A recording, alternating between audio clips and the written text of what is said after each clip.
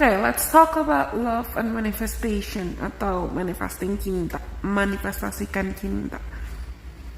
Banyak orang mungkin bertanya-tanya, Kak, apa kita harus scripting atau ulang afirmasinya setiap hari? Silakan. Preferences vary. Preferensi tiap orang beda-beda dan aku bukannya bilang nggak boleh, dan aku juga suka love attraction, aku juga suka scripting, aku juga suka journaling, suka banget bahkan.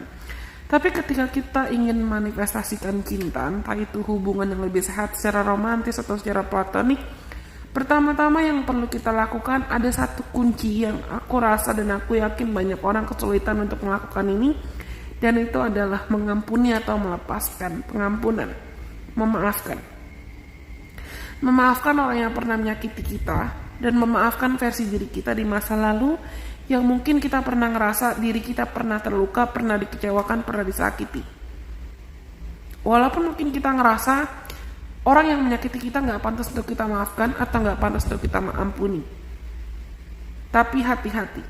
Ketika kita masih menyimpan dendam, masih menyimpan dengki, atau menyimpan iri hati, atau menyimpan kepahitan, atau menyimpan rasa gak terima atas perlakuan siapapun di masa lalu, entah perlakuan orang lain atau perlakuan diri kita ke diri kita sendiri, itu sebetulnya kita cuma lagi bikin blockage atau lagi bikin tembok atas kebahagiaan yang seharusnya sudah datang, tapi kita tunda-tunda. Dan sama aja artinya kita menunda-nunda proses healing kita sendiri. Aku ngomong ini bukan maksud untuk menggurui siapapun, tapi aku mau encourage ya. Apa sih bahasa Indonesia encouraging? Aku mau encourage, aku mau mengajak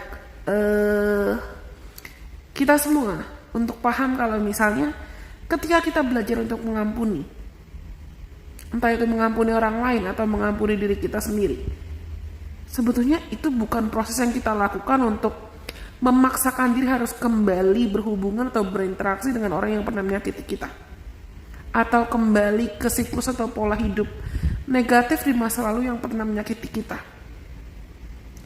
Tapi ketika kita mampu untuk memutuskan, I wanna forgive, I'm ready to forgive, I'm ready to release, itu adalah kondisi dan momen dimana kita membuka ruang.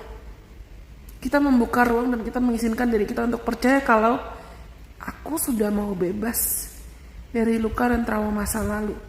Aku sudah mau untuk menyambut lembaran baru. Aku sudah mau untuk buka cerita baru, tulis cerita baru. Aku mau bertanggung jawab atas hidupku sendiri. Aku mau bertanggung jawab atas kebahagiaanku sendiri. Karena kalau kita masih stuck di masa lalu, kita masih kita masih terus-terusan ngerasa kayak I hate this person for hurting me, I hate this person for breaking my heart, bla bla bla bla bla bla. Yang ada otak kita stuck di masa lalu terus. Capek sayangku, capek.